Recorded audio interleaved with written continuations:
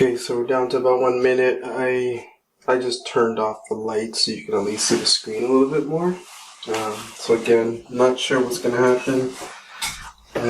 Like I said before, the screen is not glued on just yet, so I'm just it's going to be upside down because I don't want to risk it falling in any other position. So this is like the most secure position, I believe, at least for this desk. So curious to see what happens. I think what it's doing is just downloading a minimal install, or basically the OS. And I'm hoping that this is a sign that it recognizes the SSD that I installed, and then it should boot up to the system recovery, or that, when you do Command R, and hopefully then I'll have the option to install the OS. I'm hoping.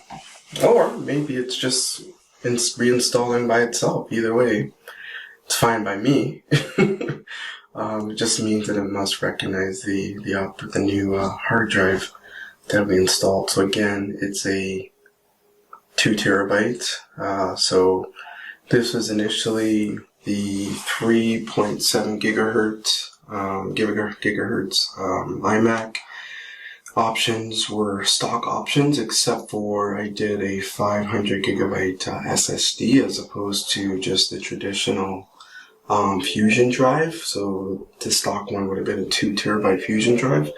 So again, I did that just because I figured if this didn't work out, at least, I opened it up, I voided the warranty, and worst case, I just put the 500 gigabyte back in.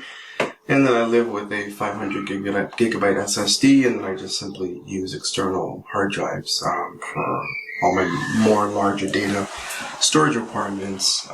So I figured it wasn't too bad. I would trade off, again, the difference between the 2 terabyte Fusion drive that was standard with this, and the 500 gigabyte SSD was only, I think, $120. So it was a nominal extra purchase, I'm not crying over it. I'm not losing sleep over it or anything. So yeah, it all worked out. I mean, so far so good. Looks good.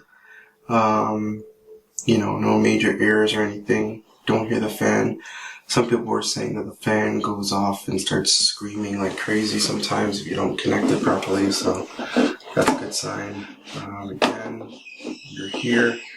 It's a little hard for me to maneuver because it's upside down for me, but I'll get used to it in a sec.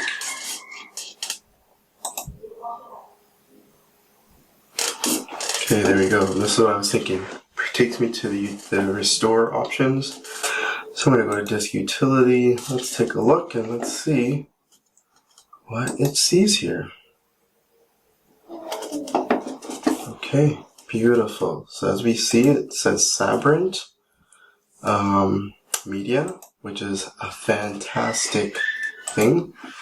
This is good news. It means that it recognizes, and probably it's upside down. So I know it's a little difficult. Again, I just don't want to risk ruining my computer. So let's bring it around here. Let's see if that makes any difference.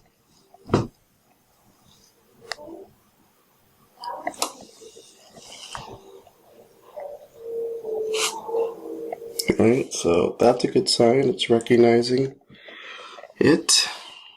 And I'll see if I can just slide it over a little bit.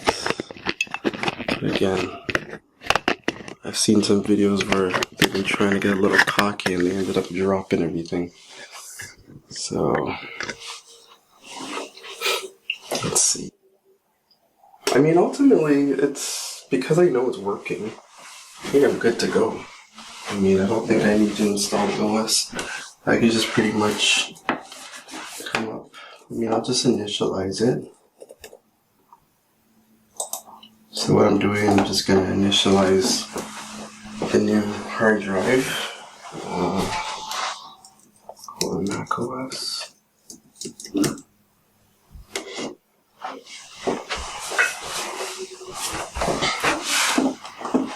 Right, and we're going to use Apple file system, and then we're going to erase. Okay, perfect. Okay, and let's just make sure it says 2 terabytes.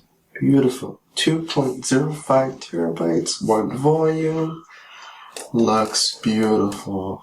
Looks perfect. Beautiful Apple AFS volume. 2 terabytes.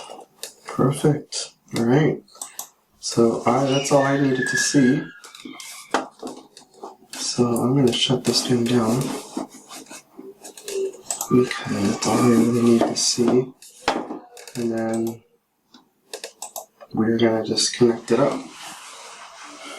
So this is great. Everything worked perfect. Alright, so I'm going to turn the lights on and then we're going to reconnect this thing. We're going to glue it up now.